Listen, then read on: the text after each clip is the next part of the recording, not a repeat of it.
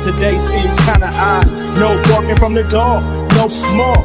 And mama cooked the breakfast with no dog. I got my grub Another on. episode of Maximilian Must Know. You know, I was thinking about what I wanted to do for my next video.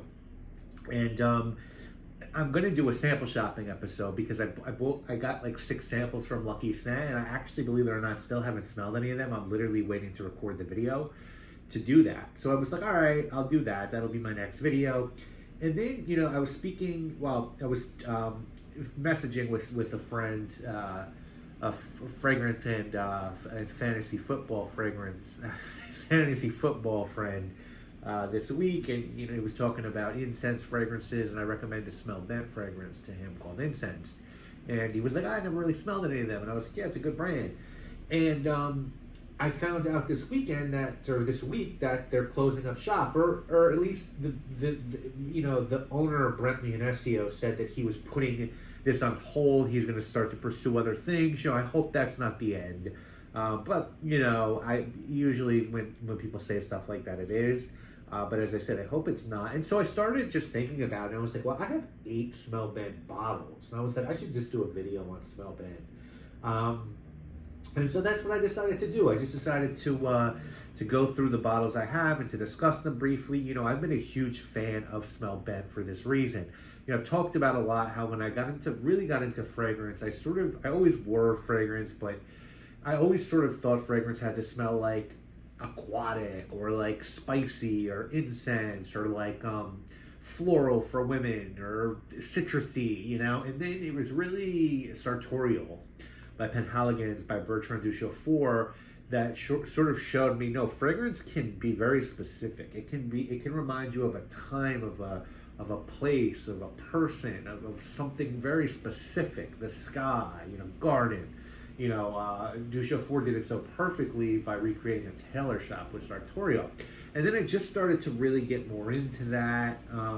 Obviously, you know, creating Maxed Out with Sarah at 4160 and sort of trying to recreate a time period of my life when I was really just fucking savage was a great experience. And then even working on, you know, with my own perfume materials and my own scents and trying to create things such as like what it might have smelled like at Spawn Ranch where the Manson family lived, or you know, other things I've worked, like an opium den is something I've explored, even though I've actually never been to an opium den, but what I'd imagine an opium den to smell like, and just many other things. And I just really like the idea of that, and I was attracted to smell bent because that's a lot of smell bent is like that. There are smell bent fragrances that are meant to recreate things like artist studios and like specific years and stuff like that. So I just really became attracted to this brand.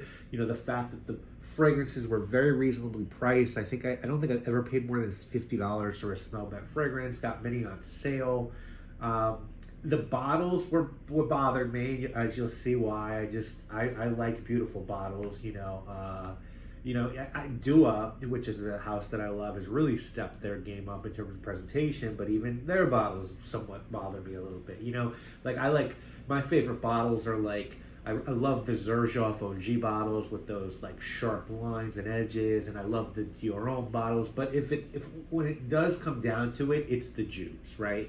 So I would rather have Dior Homme in a smell bent bottle than, say, I don't know, like, you know, like a fragrance like, you know, some just trashy Beverly Hills Polo Club thing in a Xerjoff bottle.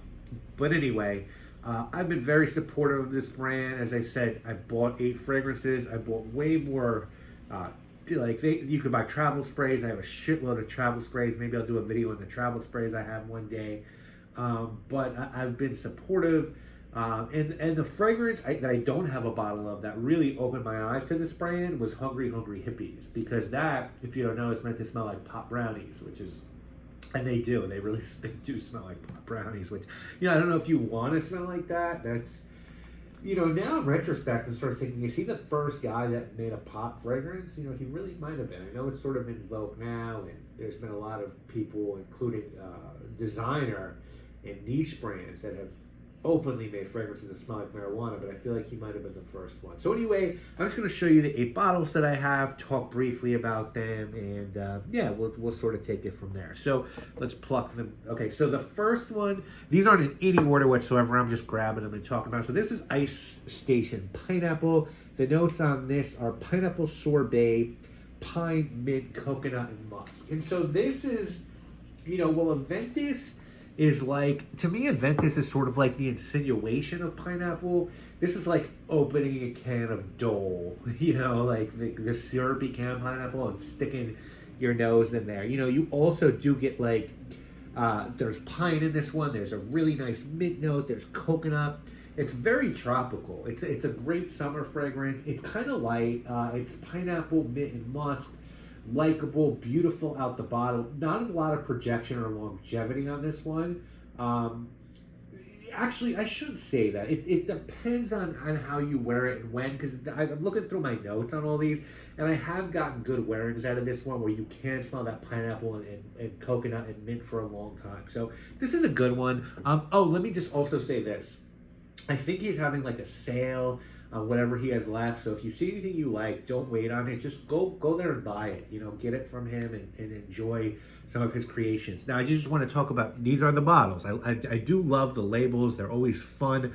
But you see, these get kind of crusty, the sprayers. And so that's kind of problematic. They just, they are what they are. But I do love the art on these. So that's Ice Station Pineapple. I like it. Not my absolute favorite, but not a bad one. This one is called 2010.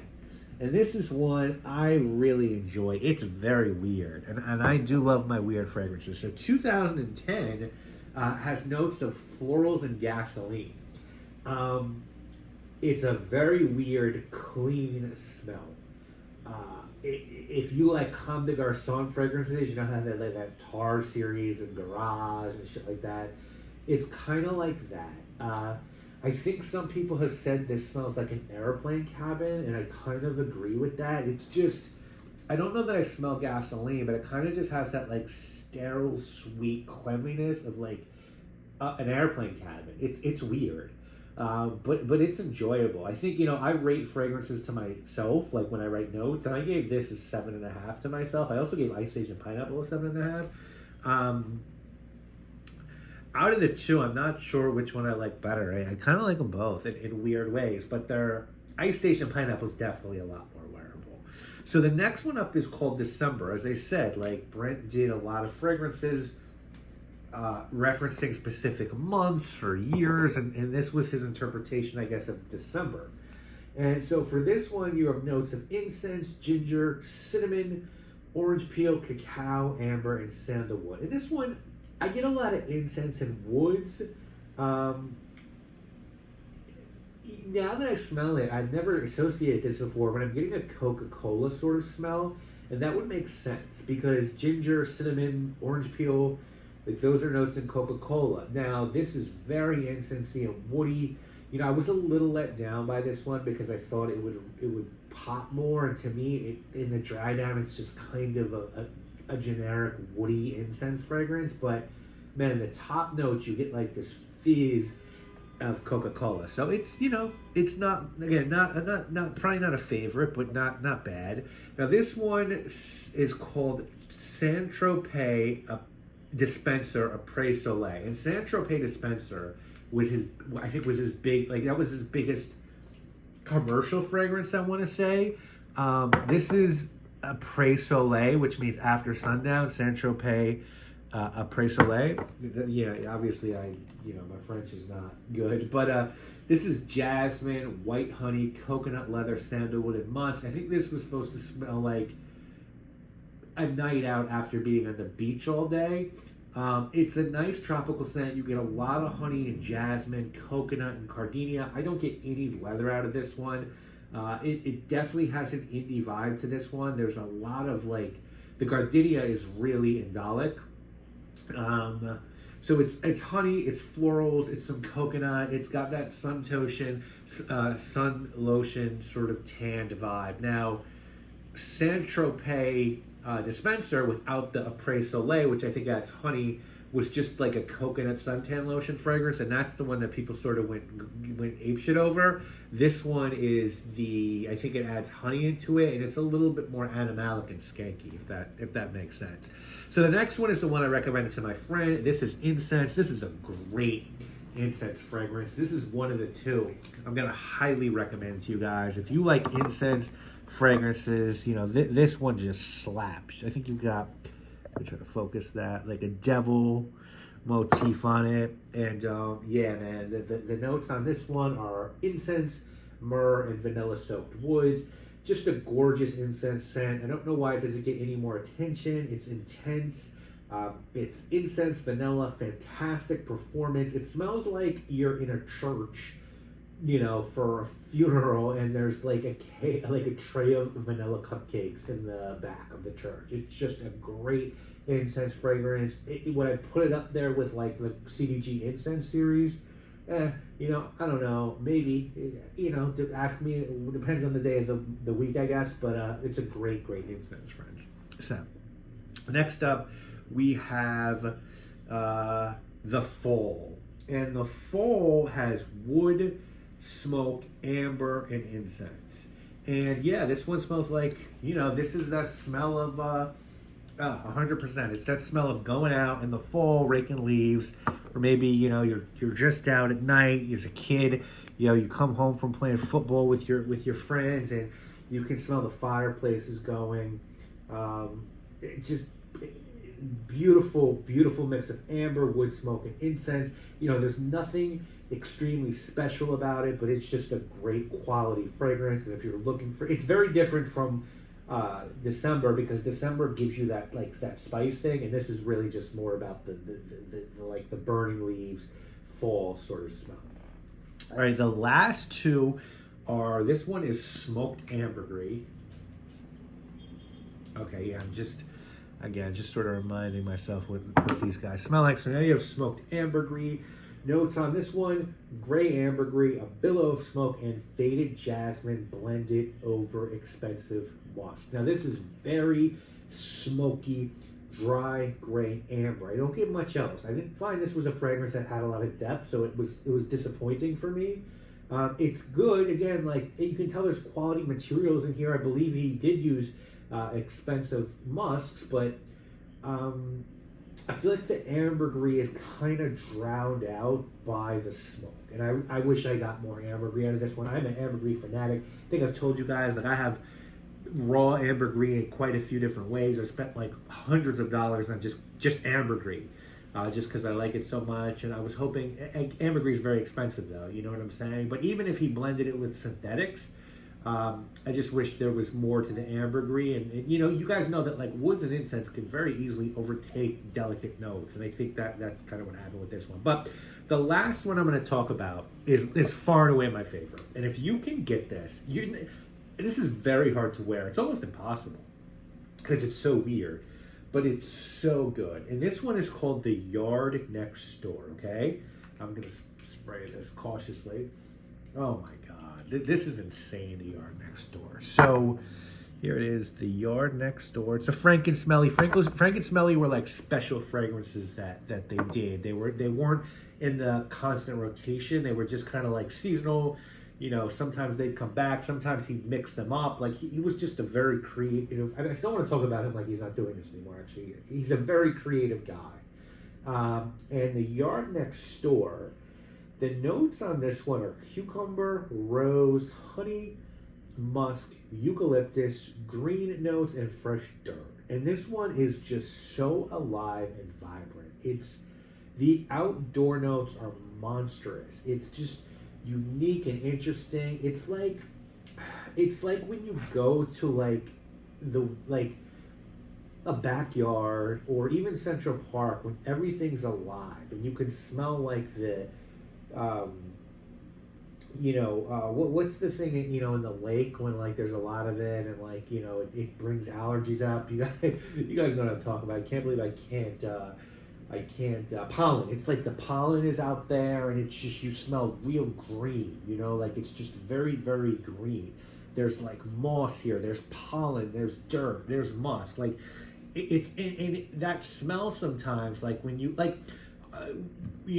when I was a kid, we would drive from the city to Massachusetts to visit my family, 4 or 5 times a year. It's more sometimes. And I just remember, like, in the summer and in the spring, I get from the city and we get in the car, right? And you kind of just have that car smell. And then you open the car door and you get out and you're in the suburbs. And, like, my grandmother had a backyard.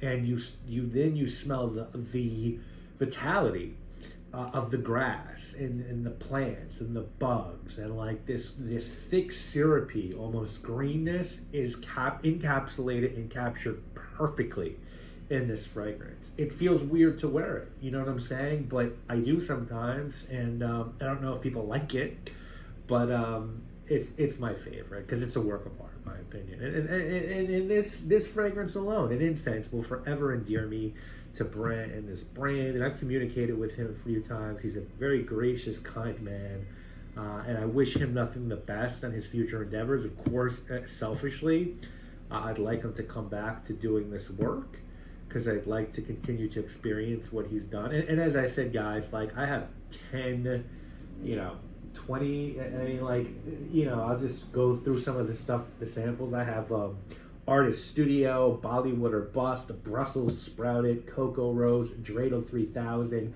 February 5, Green Patchouli, Ice Station Zebra, Incense Short Fuse, Lady Go-Go, Pretty Dracula, Rainbow Witch, Should Have Known Better, Siberian Seawolf, Tokyo Mama Fizz, Violet Tendencies, Winter Vixen. Like, these are all samples and travel sprays I've bought from this house, and I'm a big Smell Bent fan. So this is a tribute to Smell Bent. Brent, I wish you the absolute best if you're watching this. Thank you for the sense you've given to the world and the enjoyment you've given to the community in getting to experience your work, and hopefully there'll be more down the line, but success in whatever you do. Guys, I hope you've enjoyed this video. I implore you to go to the Smell Bent site and buy shit, support creators like this. And we'll get to that sample shopping video either next week or the week after. I want to thank you all so much for watching and continuing to support my channel, even though haven't been uploading as much as I'm sure some of you would like, and even as much as I would have liked. But again, I appreciate all of you, and I'll see you again real soon with more videos. Girl been trying to talk since the 12th grade. It's ironic. I had the boo, she had the chronic. The Lakers beat the Supersonics. Felt on the big fat fan, pulled out the den and killed the